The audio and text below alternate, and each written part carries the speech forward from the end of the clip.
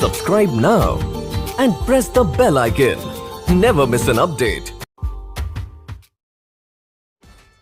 आज हम लोग एक बहुत ही इम्पोर्टेंट टॉपिक देखेंगे, heating effect of electric current, विद्युत धारा का ऊष्मीय प्रभाव। ठीक है, अब देखिए ध्यान दीजिएगा, ये वाला जो टॉपिक है, इस टॉपिक से शॉर्ट टाइप क्वेश्चन और एक दो ऑब्जेक्टिव और एक दो न्यूमेरिकल, तो ये वाला टॉपिक भी बहुत इंपॉर्टेंट हो जाता है आप लोगों के लिए। अब देखिए, विद्युत धारा का ऊष्मीय प्रभाव का मतलब क्या होता है कि आप देखे होंगे कि जब किसी चालक में से विद्युत धारा प्रवाहित होता है तो चालक क्या होता है, गर्म हो जाता है। चालक क्या होता है, गर्म। इसका मतलब क्या है कि वो जो चालक में विद्युत धारा के पास एनर्जी था, वो एनर्जी अपना फॉर्म बदल चुका है, अपना रूप बदल लिया, और वो किसे बदल गया, हीट में, और वही हीट उस चालक को गर्म कर दिया। तो याद रखिएगा, करेंट यानी जब किसी चालक में इलेक्ट्रॉन प्रवाहित होता है, यानी कि आवेश प्रवाहित होता है, तो उसका कुछ प्रभाव होता है। जैसे उसका चुंबकीय प्रभाव हो सकता है, क्लास 10th में आप पढ़े होंगे, उसका ऊष्मीय प्रभाव हो सकता है। तो आज हम लोग पढ़ेंगे विद्युत धारा का ऊष्मीय प्रभाव। विद्युत धारा का ऊष्मीय प्रभाव में नोट कर लीजिएगा, जब किसी चालक में विद्युत धारा प्रवाहित होती है तो चालक गर्म हो जाता है, अर्थात चालक में प्रवाहित विद्युत धारा के ऊर्जा का रूपांतरण ऊष्मा में हो जाता है।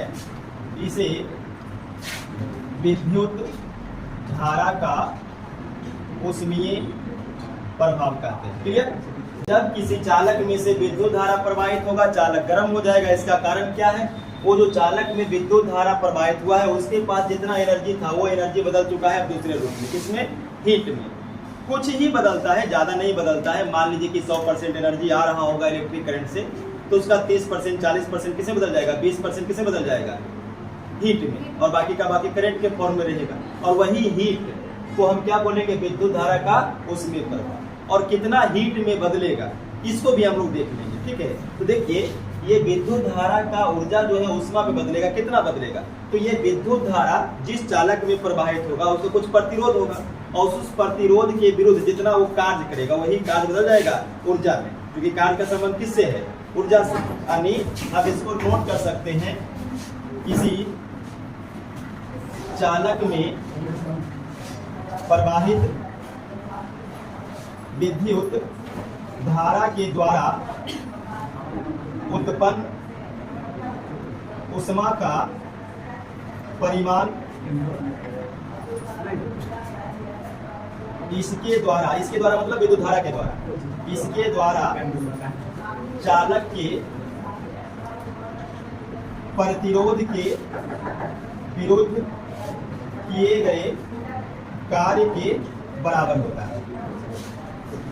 ठीक है, तो चालक में अगर विद्युत धारा प्रवाहित हो रहा है, कितना ऊष्मा उत्पन्न होगा, तो चालक में प्रतिरोध के विरुद्ध किए गए कार्य को निकाल लीजिए। वही कार्य आपका किसका मान देगा, ऊष्मीय ऊर्जा का मान देगा। अब हम लोग कार्य को निकालते हैं। अब देखिए, मान लीजिए कि एक चालक है ए और बी, ए और बी एक चालक है, और इस चालक के पास कुछ प्रतिरोध है। प्रतिरोध का सिंबल हम लोग क्या बनाए हुए हैं, आर। और ये चालक के सिरों के बीच अगर हम भी विभवांतर सप्लाई करते हैं, मान लीजिए कि यहाँ पर एक सेल लगा देते हैं, ए और बी के बीच कितना वोल्ट का सेल, V वोल्ट का, तो प्लस से माइनस यहाँ पे करंट I सप्लाई होगा, और यही I जो सप्लाई होगा यहाँ पर आएगा, प्रतिरोध से टकराएगा, टकराने में कुछ कार्य करेगा, और वही कार्य किसे बदल जाएगा, ऊष्मा। ठीक है, तो यहाँ पर हम लोग नोट करते हैं फिर से, माना कि चालक AB है जिसका प्रतिरोध R है। ठीक है, माना कि एक चालक कितना है, AB है, और उस चालक का प्रतिरोध R है, और इसके दोनों सिरों के बीच इसके सिरों के बीच का उड़ा जाएगा। विभवांतर भी है। ठीक है, चालक ए भी है, प्रतिरोध आर है, दोनों सिरों के विभवांतर भी है। अब यहाँ देखिएगा ये छोटो, यदि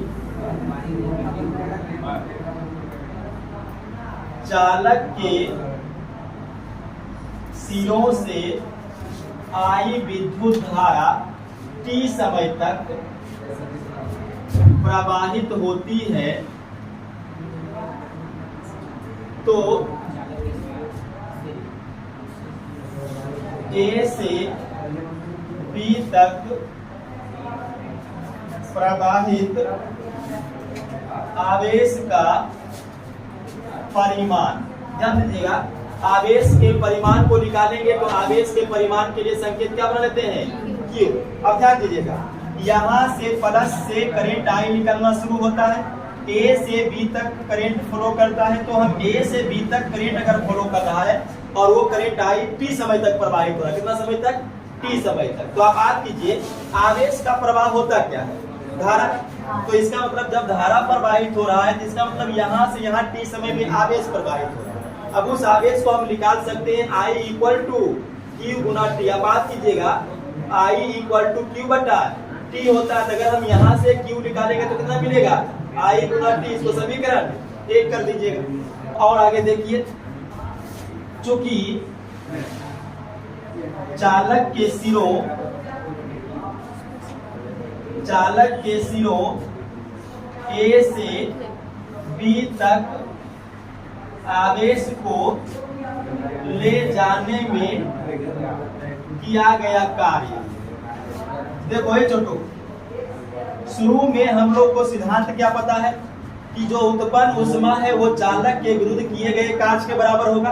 अब हम लोग देखिए यहाँ से कार्य निकालेंगे तो कार्य का संकेत क्या होगा, W। और W निकालेंगे कहाँ से, देखिए यहाँ से आवेश प्रवाहित हो रहा है, इसका मतलब कोई तो होगा कि जो आवेश को A से B तक ले जा रहा होगा, और वो कौन है, सेल का EMF। तो यहाँ से यहाँ तक ले जाने में कार्य कितना होगा, तो कार्य देखिए यहाँ से हम निकालेंगे V इक्वल टू W बटा Q। तो यहाँ से W निकालिएगा तो V गुना Q निकल जाएगा। अब इसको आगे बढ़ाइएगा तो W इक्वल टू V और गुना Q का मान समीकरण 1 में देखिए I गुना T है, तो ये V इक्वल टू WIT, और यही कार्य किसे बदल जाएगा, ऊष्मीय ऊर्जा में। अब इसको थोड़ा सा और आगे बढ़ाइए और देखिए, पहले ओम का नियम आप लिख लीजिए। ओम्स लॉ से ओम का नियम क्या होता है, V equal to I into R। अब देखिए ये जो V है इसका मान यहाँ पे रख लीजिए, तो W इक्वल टू V का मान कितना है, I R फिर I T, इसीलिए W कितना निकल जाएगा, देखिए I गुना I स्क्वायर फिर R T। और यही कार्य चालक में ऊष्मीय ऊर्जा, लिख लीजिए, चालक में ऊष्मीय ऊर्जा के रूप में जमा हो जाता है। अब चूंकि ये जो कार्य हुआ चालक में ऊर्जा के रूप में जमा हो चुका है, अब इसका नाम बदल देंगे। जो W है वो कार्य है और वो कार्य किस में जमा हो चुका है, ऊर्जा में, ऊष्मीय ऊर्जा में। तो अब ऊष्मीय ऊर्जा के लिए एक नया संकेत बनाइएगा, U। क्या बनाइएगा, तो U बराबर क्या हो जाएगा, I स्क्वायर RT। तो ये आपका निकल गया चालक में प्रवाहित धारा I के द्वारा कितना ऊष्मीय ऊर्जा उत्पन्न होगा, तो I स्क्वायर RT। अब इस सिद्धांत को आप ध्यान से समझिए, अगर हमको किसी चालक में धारा प्रवाहित हो रहा है और उससे ज्यादा ऊष्मीय ऊर्जा लेना है, क्यों, आपको आयरन चलाना है, आपको हीटर चलाना है, आपको सोल्डर चलाना है, उसमें ऊष्मा ज्यादा चाहिए कि कम चाहिए, ज्यादा चाहिए। तो अगर ऊष्मा ज्यादा चाहिए तो धारा का मान क्या होना चाहिए, ज्यादा। देखिए U equal to I square RT, ये ऊष्मा, तो ऊष्मा किसके बराबर है, धारा के वर्ग का। तो धारा जितना ज्यादा होगा ऊष्मा उतना ज्यादा होगा। दूसरा, प्रतिरोध जितना ज्यादा होगा ऊष्मा उतना ज्यादा होगा। इसलिए आप देखते होंगे विद्युत के हीटर में लोहा के नाइक्रोम का तार बना हुआ रहता है, क्योंकि नाइक्रोम का प्रतिरोध बहुत ज्यादा है, ज्यादा प्रतिरोध है तो ऊष्मा ज्यादा देगा। और तीसरा है टाइम भी डिपेंड करता है। समय कितना ज्यादा खर्च करते हैं। तो ऊष्मा का परिमाण 3 बातों पर डिपेंड करे। कितने बातों पर? 3 बातों पर। धारा का मान ज्यादा होना चाहिए, ऊष्मा ज्यादा मिलेगा। प्रतिरोध का मान ज्यादा होना चाहिए, ऊष्मा ज्यादा मिलेगा। और टाइम ज्यादा खर्च करिए तो और ज्यादा ऊष्मा मिलेगा। देखो छोटो, एक और इम्पोर्टेंट टॉपिक है विद्युतीय शक्ति, इलेक्ट्रिकल पावर। देखिए विद्युतीय शक्ति का मतलब क्या होगा? देखिए जब किसी चालक तार में विद्युत धारा प्रवाहित होता है तो उसका जो ऊर्जा होता है वो ऊष्मा में बदल जाता है। इसका मतलब है कि विद्युत धारा के पास कुछ ऊर्जा है और अगर हम उसको किसी सर्किट में लगा दिए हैं तो वो सर्किट प्रति सेकेंड कितना ऊर्जा खर्च करेगा, उसी को हम क्या बोलेंगे? विद्युतीय शक्ति। यानी परिपथ में प्रति सेकेंड व्यय होने वाले विद्युत ऊर्जा के दर को ही हम क्या बोलेंगे? विद्युतीय शक्ति। यानी 1 सेकेंड में कितना ऊर्जा खर्च हो रहा है विद्युतीय परिपथ में, उसी 1 सेकेंड में खर्च होने वाले ऊर्जा को हम क्या बोलेंगे? विद्युतीय शक्ति। ठीक है, इसी विद्युतीय परिपथ में विद्युतीय ऊर्जा के व्यय दर को विद्युतीय शक्ति कहते हैं। ठीक है, तो ये विद्युतीय शक्ति का डेफिनेशन हो गया। इसको हम सूचित करेंगे P से। P से सूचित किया जाता है। P से पावर हो गया।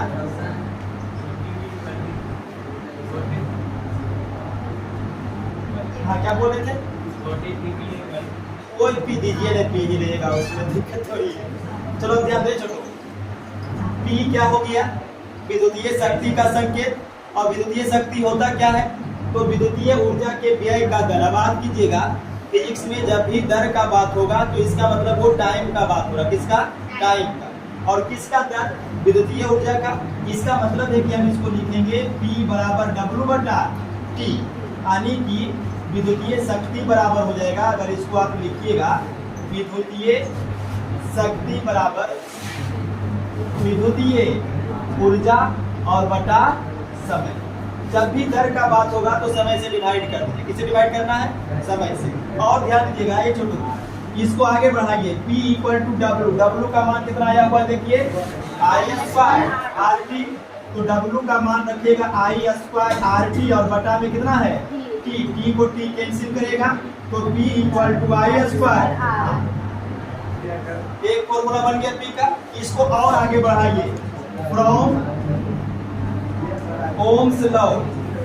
ये छोटू ओम का नियम देखिए क्या है? V = IR। तो लिखिएगा V = IR और मान बदलिए P देखो, अच्छा इसको और चेंज करिए। अगर आप यहाँ से I का मान निकालिएगा तो V/R हो जाएगा। तो इसीलिए P = I²। I का मान V/R स्क्वायर करना है तो V/R का क्या कीजिएगा? स्क्वायर और फिर R है। तो P देखिए V का स्क्वायर, R का स्क्वायर मतलब R 2 बार, तो R गुना R और फिर गुना ऊपर भी R है तो एक R कट जाएगा। अब यहाँ से देखिएगा P = V² बचा हुआ है। अब ध्यान दीजिएगा, ये छोटो विद्युतीय शक्ति का ये जो फॉर्मूला है V²/R बहुत ही ज्यादा इंपॉर्टेंट ऑब्जेक्टिव क्वेश्चन में पूछेगा। याद रखिएगा, ठीक है।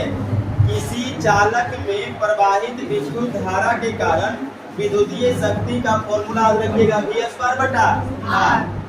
और ये लगभग 4-5 बार ऑब्जेक्टिव में पूछा हुआ है बिहार बोर्ड में। ठीक है, इसको एकदम याद कर लीजिएगा। अच्छा, इसको और आगे आप बढ़ा सकते हैं। ध्यान दीजिएगा, इसको समीकरण 1 मान लीजिए। समीकरण 1 से ही देखिए P = I² तो यहाँ से R का मान निकालिएगा तो क्या आएगा? V/I। V/I तो I से एक I कटेगा तो P = क्या हो जाएगा? V × I। तो देखिए P का 3 फॉर्मूला हो गया। P = I²R, P = V²/R और P = V गुना I। ठीक है, उसके बाद इसका कुछ और पॉइंट आप लिख लीजिए। विद्युतीय शक्ति कौन सी राशि हो जाएगा? अदिश राशि। एक ऑब्जेक्टिव ये हो गया आपका। दूसरा ऑब्जेक्टिव आप देख लीजिएगा, हो सकता है कि विद्युतीय शक्ति का SI मात्रक भी पूछ दे। तो विद्युतीय शक्ति का SI मात्रक, देखिए शक्ति का SI मात्रक आप लोग को पहले से ही पता होगा, वाट। क्या होता है? वाट। तो विद्युतीय शक्ति का भी SI मात्रक वाट हो जाएगा। संकेत क्या हो जाएगा? W। या अगर यहाँ फॉर्मूला से देखिएगा तो ये क्या है? कार्य, ऊर्जा, कार्य का SI मात्रक जूल और समय का सेकेंड, तो जूल प्रति सेकेंड। तो इसका एक मात्रक और हो जाएगा जूल प्रति सेकेंड। ठीक है, एक मात्रक इसका और यहाँ से आप निकाल लीजिए। P क्या है? विद्युतीय शक्ति बराबर V वोल्ट और I धारा एम्पियर, तो वोल्ट एम्पियर। तो ये तीन मात्रक आप याद रख सकते हैं इसका, विद्युतीय शक्ति का। वाट भी हो सकता है, और एक वाट किसके बराबर हो जाएगा? जूल प्रति सेकेंड, या ये किसके बराबर होगा? Volt ampere. तीनों विद्युतीय शक्ति का ही तो मात्रक है। क्लियर? नोट कर लीजिए। विद्युतीय ऊर्जा नेक्स्ट टॉपिक है, ये भी इंपॉर्टेंट टॉपिक है 2 नंबर के लिए। अब ध्यान दीजिएगा, विद्युतीय ऊर्जा का मतलब क्या होगा। जैसे आप देखिएगा कि कोई भी इलेक्ट्रॉनिक डिवाइस, जैसे बल्ब है, फैन है, ठीक है, ये सब अगर खरीदिएगा मार्केट से जाकर के, तो उसमें 2 चीज लिखा हुआ रहेगा। ठीक है, जैसे मान लीजिए कि पुराने समय में वो जो पीला वाला बल्ब जलता था, तो उसको आप देखिएगा तो उस पर 2 चीज लिखा हुआ रहेगा, एक 100 वाट, 220 वोल्ट। ठीक है, उसी प्रकार से अभी जो LED बल्ब आ चुका है उसमें भी देखिएगा 5 वाट, 4 वाट, 10 वाट, 12 वाट और 220 वोल्ट, 250 वोल्ट लिखा हुआ। तो 2 चीज हमेशा रहेगा, एक वोल्ट और एक वाट। उसका वाट क्या है? शक्ति, और वोल्ट क्या है? वोल्टेज, विभव।